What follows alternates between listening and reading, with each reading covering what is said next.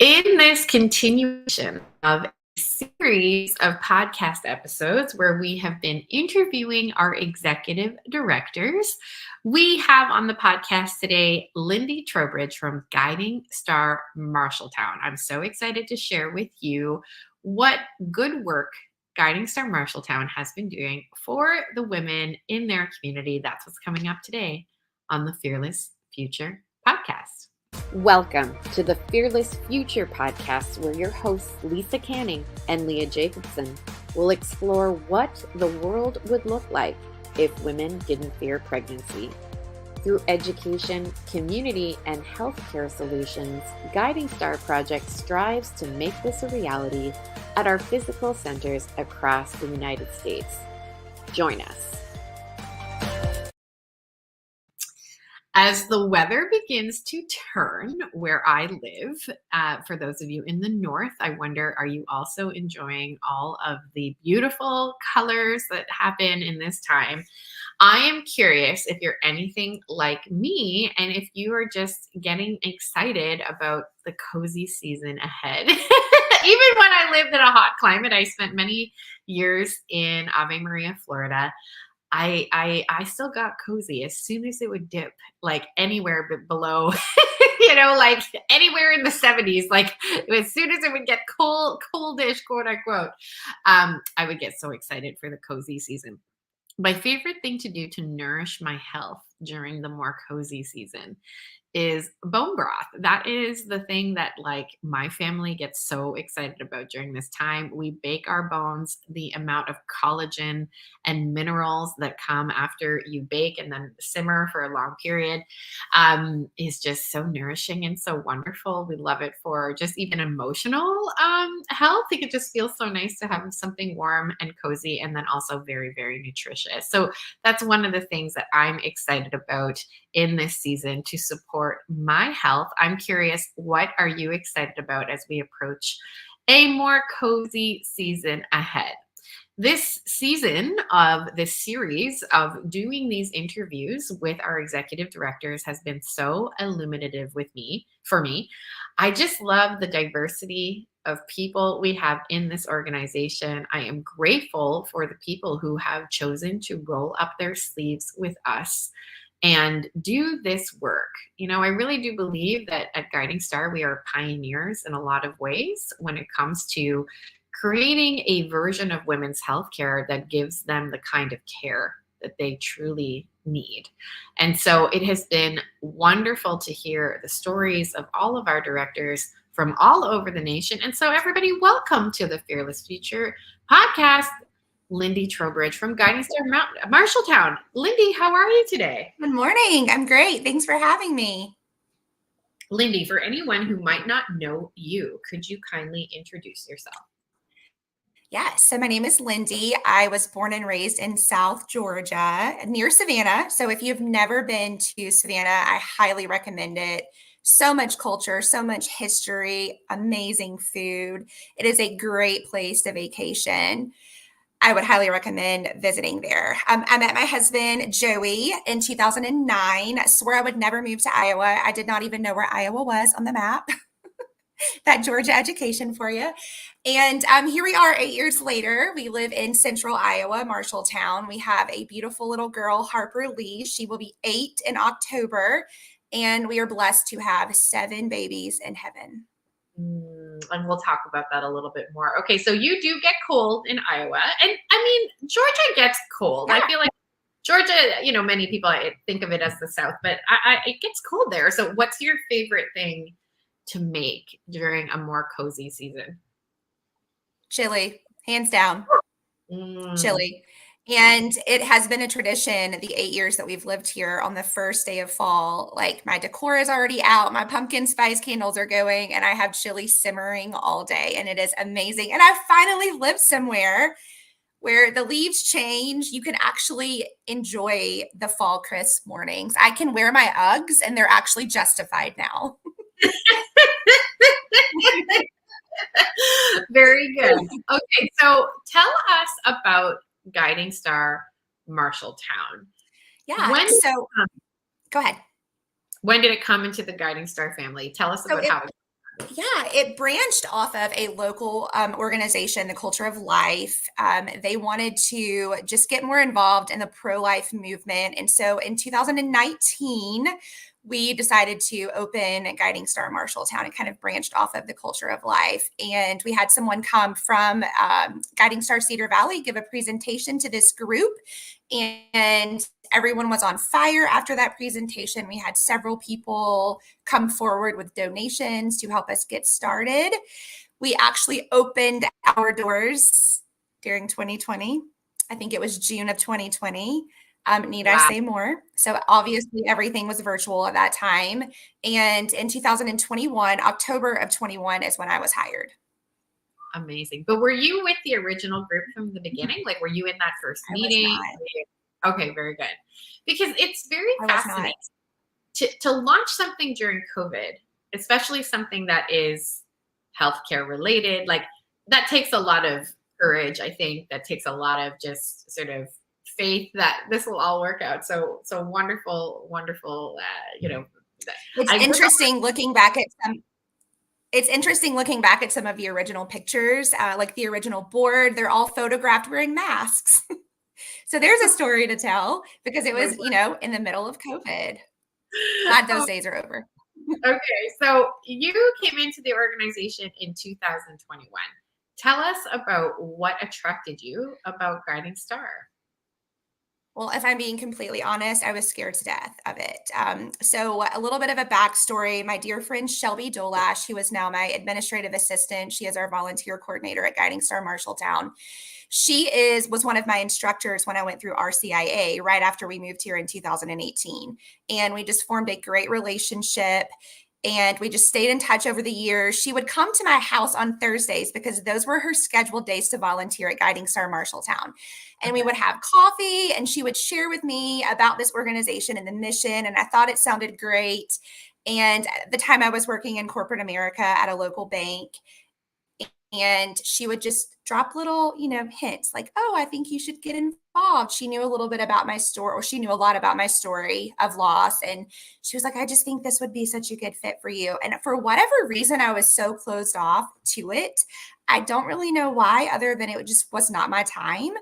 And so I would say for probably a good solid year, she would come to my house every Thursday and just drop hints about Guiding Star Marshalltown and the fact that she thought that I was being called to be a part of it. I wanted nothing to do with it. It was intimidating. It was scary, but God. God has very interesting plans many of the time. So what was it that finally allowed you to be maybe a little bit more curious or a little bit more open? Well, God. So I would just hear this voice in the back of my mind all the time. Like Guiding Star Marshalltown would just come to my mind and I would be like, okay, God, no, thanks, but no. But I can remember it was shortly after so many of the mandates started coming out, or they were really pushing, the vaccine and, having to wear masks all the time. And I can remember driving home from the bank one day and just feeling so unfulfilled. Like nothing in my life feels like it has meaning or purpose. I was completely against all of the mandates. And I almost felt convicted that I was working for a company that was pushing things that I was just not okay with, that I was not aligned with. And I texted Shelby I live 5 minutes from this bank. I texted Shelby when I was getting into my car that day and asked her if the director's position was still available at Guiding Star Marshalltown. Now, if you know Shelby, she is very slow to respond. I don't think I hit send before my phone rang. Okay. And she was like, yes, the position is still available. Are you interested? I can bring you all of the information today. And I was like, slow down. First of all, let's take a deep breath. And I went home that night and I prayed about it and I talked to my husband about it. And he was like, Lindi, there's a reason that God has been bringing this back up to you, to your mind, to your heart. Like maybe you should be open to it. So I was receptive to having a meeting with the founders, and the rest is history. Here we are 3 years in. What has been your favorite part of the job? Serving those in need. Just It's really that simple. Just being a place where people feel welcomed and loved and understood and heard and seen. All of the things that they're not getting in, your traditional healthcare. Mm-hmm. Mm-hmm. Mm-hmm. You talked about being fulfilled, and it's an interesting thing because many people could define fulfillment, in different ways, right? But how did you define it in that season? Working at the bank, was there something that like hit you as you were driving or getting into your car that day? Or, talk about that, because I think fulfillment in motherhood is something that a lot of women have questions about. So how did you know? How did you know for yourself? It's really hard to explain, but I can tell you from a little girl, I always had this feeling that my life was supposed to be like I was supposed to make a difference in this world, right? It was supposed to be of true meaning and purpose. And it was something that would come to my mind, and I would just kind of be like, okay, well, eventually when I grow up, I don't know that there was an actual light bulb moment. I just knew that I was supposed to be doing something more. I was supposed to be making a difference. I was supposed to be helping women in some capacity. I had no idea what that looked like in that moment, but I knew that it was Guiding Star Marshalltown. And it was so scary. It was so incredibly scary and intimidating. I'm curious. So what was scary? Was it the actual job, or was it something to do with the potential in the job? The unfamiliar, the unknown, just not knowing much about women's health, this women's health movement, just feeling like I wasn't qualified to do the job. Yeah. Yeah. It's interesting because what we are trying to do as a national movement, right? Like as a sisterhood of centers, is a pretty big lift. Like it's not an insignificant phrase to say we want to revolutionize women's healthcare, right? So that's the part that intimidates me. Like I get intimidated by just like, this is a very huge undertaking we are attempting to undertake. But there's also a lot of excitement in it, right? There is something very exciting about the potential and the possibility when we can serve. So let's talk about the women that you serve. What are you most proud of in terms of some of the women you've been able to help? I think probably for me, and this is near and dear to my heart, is our miscarriage support group. We had a group of women last year that attended an entire series for a year. They were all affected by stillbirths. And it was such a heavy time in all of their lives. But the fact that we had this support group where they could come together and just be there for each other. And again, just feel like they were seen and heard, and they could relate to other people. I think that's probably my biggest success as an organization so far. Mm. And you have a very personal story when it comes to loss. Yeah. If you're able, tell us a little bit about that. Absolutely. So I met my husband at 27. We got married later in life. We got married at 30. And we were around 33 when we decided to start having a family. We wanted to enjoy each other for a few years, but we knew our clock was ticking. So at 33, we got pregnant. And I think it was like finding out that I was pregnant was when I really realized I wanted to be a mom. I think before that, it was just something that you were taught to do. Like, oh, you're a woman, you're supposed to have a baby. But knowing that I was pregnant and there was this beautiful life growing inside of me, it just changed everything. It completely changed my perspective.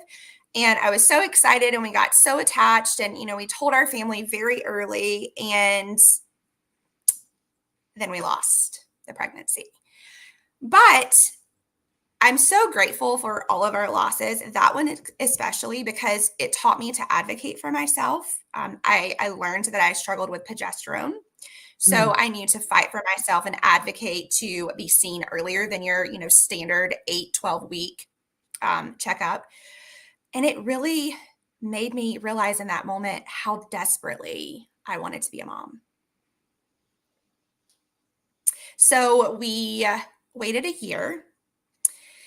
I think that I just had a lot of healing to do emotionally, physically too. And I think it was March of 2015 2016, we found out we were pregnant with our daughter, our beautiful rainbow baby, Harper Lee, who is the absolute best part of me.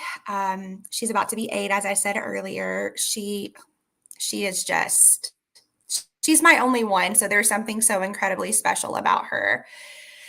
So we had her in October of 2016, and then we decided to move to Iowa. My husband is from Iowa, the town that we live in, and we just really wanted to be around family. I had a very small family. My mom made the move with us, so she lives here too. And I think 2 months after living here, we found out we were pregnant again. And that pregnancy made it to 17 weeks. We found out it was a little girl, and we went in for our, I think, 15-week appointment. I was 17 weeks at the time, and there was no heartbeat. So that was devastating.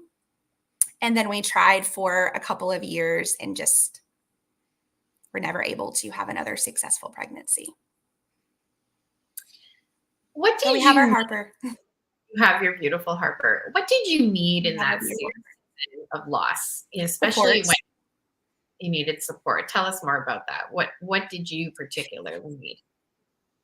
You know, it's different when you have your friends that are, calling you and telling you how much they love you and then they care about you and they're so sorry for what you're going through, but they've never been through it. And you're grateful, right? You're grateful that they never had to experience that kind of grief. But it's just not the same when they just don't understand what you're going through. So if I had had a support group like what Guiding Star Marshalltown offers, I think it would have changed everything for me in terms of my healing process. And just knowing more about my body, knowing what to look for would have been awesome. So tell us more about that. Like what? Like with like charting, like, knowing when I'm fertile, knowing,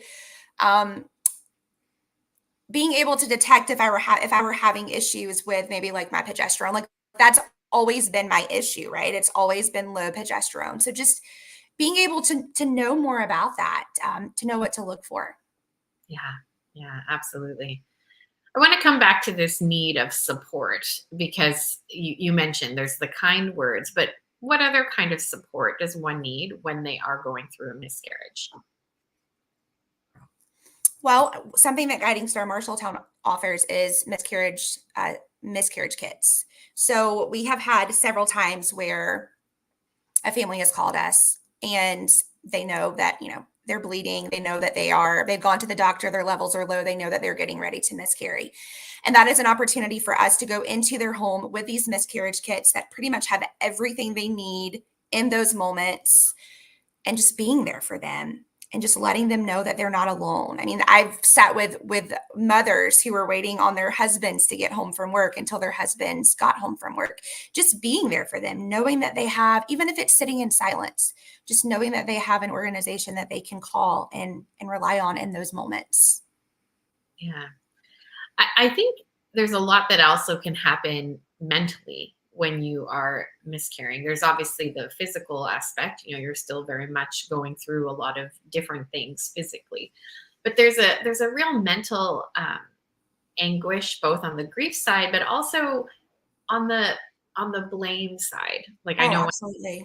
When I miscarried, I was like scanning through every activity in the past, whatever number of weeks. Was that something that was true for you as well? Oh, absolutely. And just the guilt and shame that I felt, like my body is broken, like, why can't I have another pregnancy? Like, why can't I have another baby? Like, why do I keep getting pregnant if I'm not supposed to have another baby? Like, it just embarrassment, why do we feel that way? Why do we put so much pressure on ourselves as women to be perfect? And so what was I think just being there. Sorry. No. I was just going to ask you, what was the most helpful thing, but I feel like you were going to answer it. So go ahead. The most helpful thing during my losses, honestly, God and prayer and just taking the time to sit in that process and feel it and not try to run from it or hide from it. Just, I mean, there were days, my 7th miscarriage, it was actually right after I interviewed with Guiding Star Marshalltown. I did not know I was pregnant, But my last miscarriage, I sat in my bed for hours and I yelled and I cried and I screamed. And I was so angry and so bitter. But God just wraps me up in his loving arms and just gave me so much peace and so much comfort. And that is what got me through it. Hands down, that is what got me through it. And then just knowing that there was going to be a purpose in this pain, which I have now found being at Guiding Star Marshalltown, being able to serve others that are walking through very similar journeys. Yeah, wow. So tell us about the journey with these women for the year. What did it look like? Were you meeting monthly, and what happened at these meetings? Yeah, it was. So I wasn't at a lot of the meetings. We have 2 ladies that lead our miscarriage support group, but they met every month. And, I think some sessions they talked, some sessions they cried, some sessions they prayed. I think that it's whatever they need in that moment, right? We just have to show up and be there for them where they are. And I think every session looks different, but they knew coming into it that they were going to have support and love and compassion. Yeah. The power of a cup of coffee is like what I call it. I was just speaking at a group for moms just last week, and a woman remarked to me, like, I don't really have friends. I don't really, like, since Yeah. becoming a mom, I just haven't invested in my friendships at all, or some of my other friends are in a very different season. And she just was like, Right. and I said, look around this room. I literally was like, find somebody who looks interesting. I was just like, and go say hello, and then facilitate something else, like the power of a cup of coffee. And that's what it sounds like this group is. Like, sometimes it really, you don't necessarily need a workshop. You don't necessarily need a program. You just need someplace where it's very safe and feels very suggested, like encouraged to just sit and be in the presence of each other. I think that's something like, I like looking back in history, Lindy, and looking how women socialized. They would quilt, they would embroider together. And while I'm very grateful for all of our modern, abilities, I just think just that aimless time with a cup of tea and a little embroidery project where you can just be really aimless with women. I think that we need to get back to that. Maybe not necessarily embroidery, but like just back to that, women in a circle, literally able to do a little bit of life in a non-rushed way, I think is very, very helpful. Just that sense of community and sisterhood. And, for so long, like, for instance, I gave a presentation at a church not long ago, and it was an older congregation. It was a small group and it was older women. And I shared my story. And so many of them were crying, right? And I thought, oh, that they just, they feel so much compassion for me. No, they had been through it, and they grew up in a time where you didn't talk about it. Women did not talk about if they had miscarriages or if they struggled with infertility because it was frowned upon.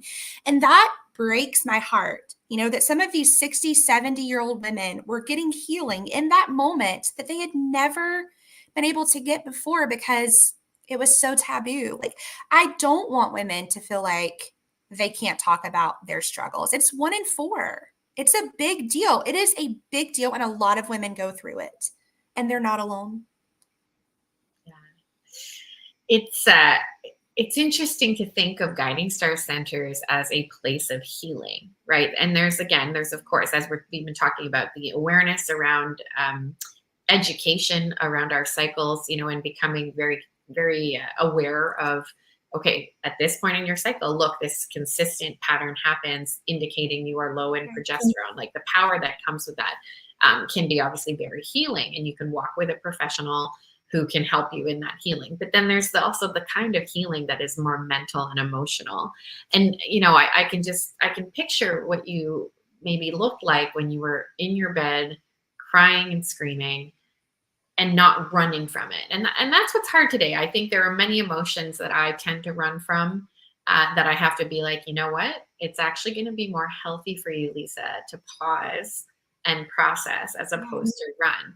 And so the healing that can happen, and this is what's so great about in person, There's this expression that I just heard the other day, like more IRL than URL. And I love that. So more in real life than, URL. So I just think that's very clever. There's a very I like healing that can happen when you are just able to sit with someone. Wouldn't you agree? Absolutely. Absolutely. I think, so for example, I reached out to a very dear friend who just experienced her second miscarriage. You don't ever want to push anything on them, but I was like, I just think that you should consider coming to our support group. I really think that it would help you. And she's like, oh, I'm just so busy. And, I don't even feel like it's affected me very much. And I'm like, but I know it has. And it's okay to slow down and to just sit in that pain, because it was a loss. It was a big loss and it matters. And yeah, I think just letting women know that it's okay to just slow down, find their center, and process it. Like, don't eat it away, don't drink it away, don't sleep it away, don't exercise it away. Just deal with it, because it's always going to be there.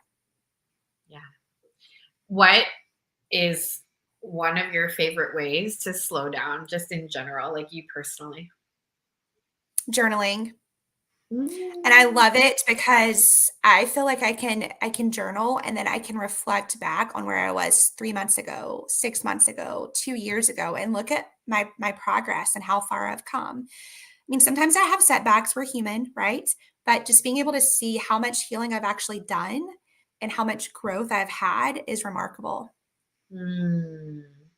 And I think we need to celebrate that more, even if we're just celebrating it on our own, right? Like maybe you don't want to celebrate it publicly. Maybe there are things that you do want to keep private, but just like, how can we celebrate these things on our own? I almost think, like, I'm coming back to the embroidery circle, right?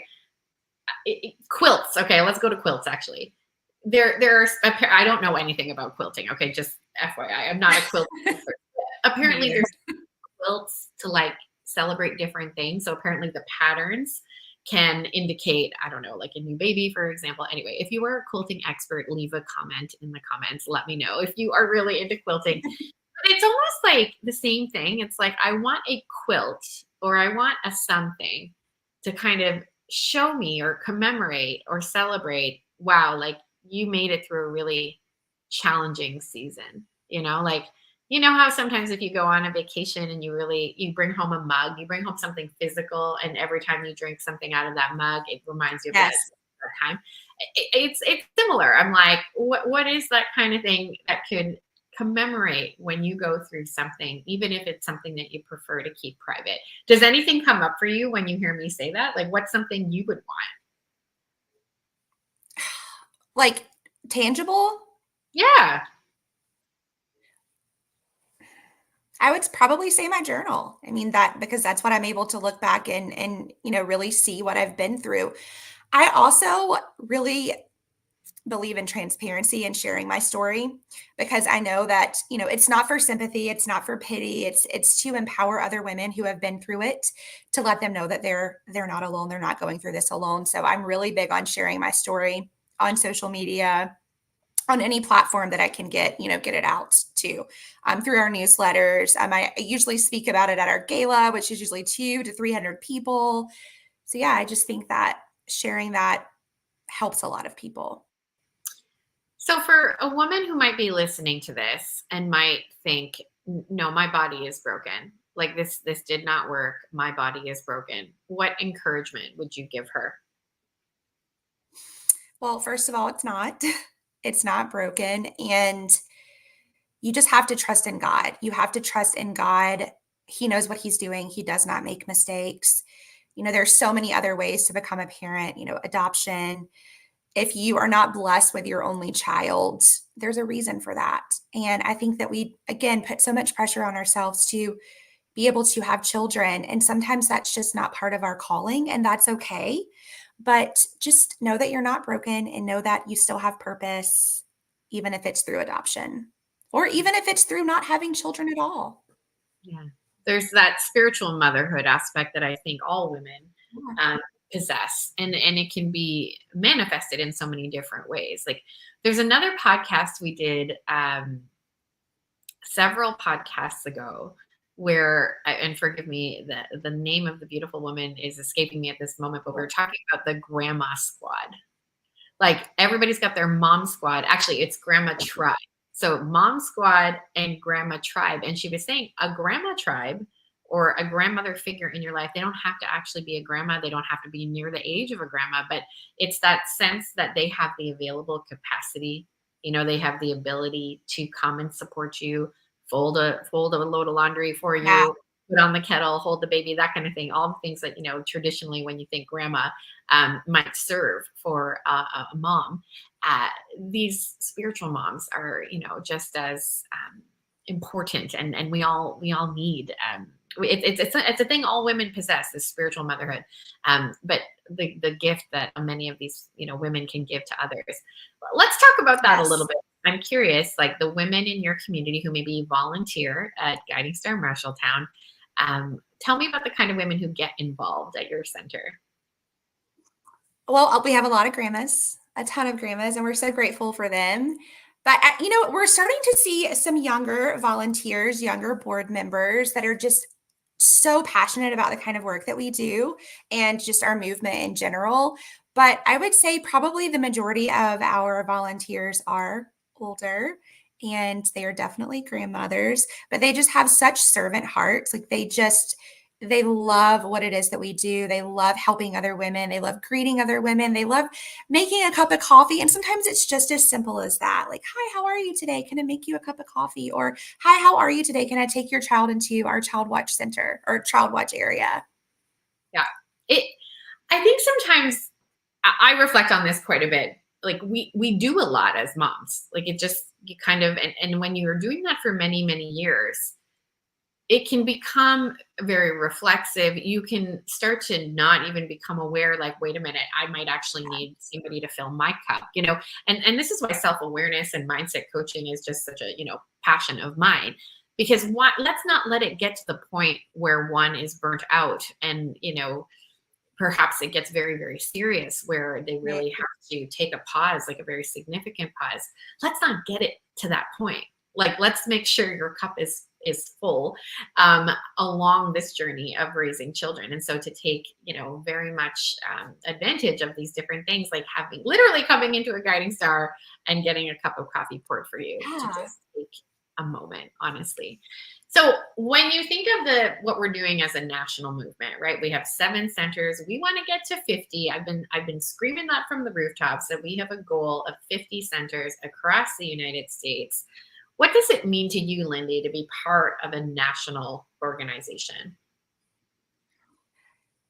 It's hard to even put into words. Before coming into this line of work, I had no idea what holistic women's health meant. I knew I was on birth control from the time I was 14 up until I was 27, because that is what my doctor told me to do. And I truly believe that my issues with pregnancy loss were from being on birth control for so long. But just being able to educate and empower young women to know that their body was perfectly and wonderfully made just the way that it is. They do not have to suppress it with this synthetic drug. Just the empowerment and the education in our youth is so important to me. Yeah. I wish that I had known about something like this when I was growing up. My mother wishes that she had known about something, like Guiding Star when she was raising me. Just power is knowledge. And teaching these young girls and even women my age, because here I was in my late 30s learning about all of this. You just can't put a price on that.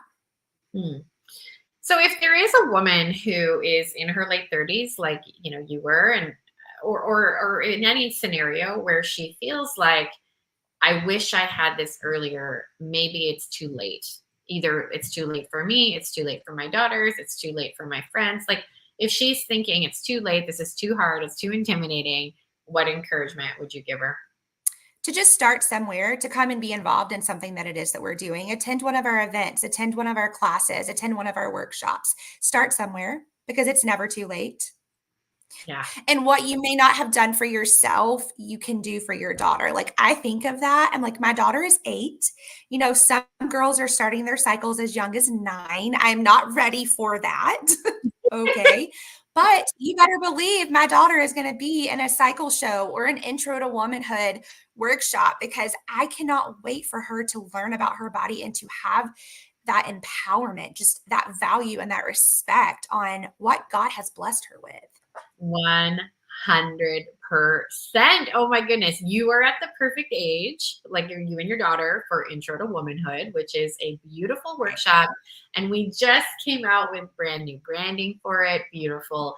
The posters we've created, the social media graphics that we've created for this workshop, we're just so excited about. They're so beautiful. And so Intro to Womanhood, I want to encourage you, if you're listening to this nationally, look up the Guiding Star Center closest to you. Intro to Womanhood is an amazing program. And then, Lindi, you mentioned Cycle Show.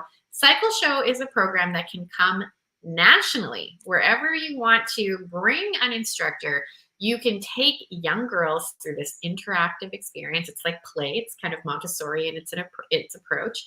And young girls can get this information. I have 2 young girls. I have a 13-year-old and a 10-year-old. And so they are right in the thick of all the changes.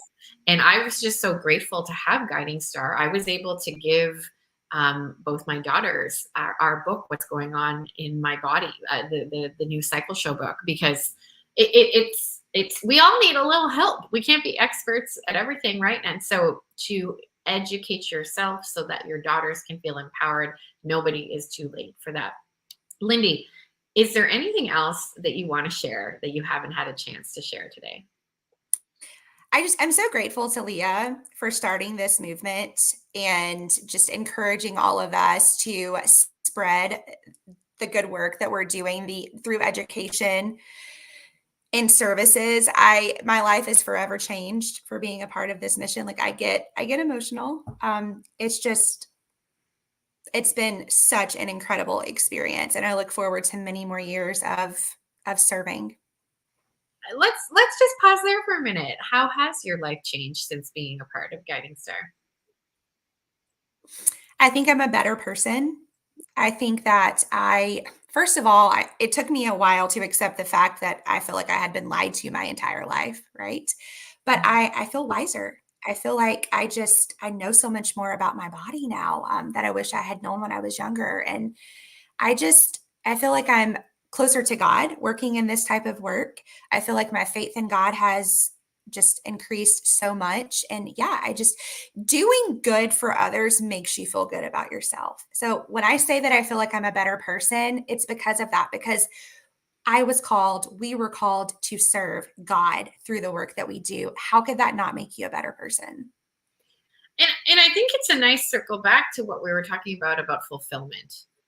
I think that if someone's listening to this and they're like, I don't know what that looks like, I do think there is a bit of an intangible feeling of it feels right. Maybe it doesn't feel like work. There's a goodness that feels, Right. that resonates like deep within you, that can help you to see like, okay, perhaps this is what fulfillment looks like. Absolutely. Yeah, but doing good work and being at the service of others is never a bad idea. Lindi, where can people go to learn more about Guiding Star Marshalltown? So yes, our website at Guiding Star Marshalltown, www.guidingstarmarshalltown.org. You can find us on Facebook at Guiding Star Marshalltown. We are located at 2501 South Center Street in Nicholas Center, right next to Subway. And I do want to mention that we have a free supply closet, Aggie's Closet, that just opened a few months ago. It is free resources for mamas. We have maternity clothes, we have baby supplies, baby clothes. Everything is free, and it is just an opportunity for us to give back to our wonderful community, to those who are in need. Amazing. Lindi, thank you so much for all you are doing for the women and families in Marshalltown, Iowa, and for you are such a positive, like I don't think I've ever really, I don't know. I mean, I know you get grumpy, but like you always have a smile on your face. You are such a light among our directors. And so thank you very much for being here, for being curious, and for allowing, yourself to come into a place where you were unfamiliar, and for leading the charge in Guiding Star Marshalltown. Thank you, Lindi, so much. Thank you, everybody, for listening, and we will see you next time on the Fearless Future podcast.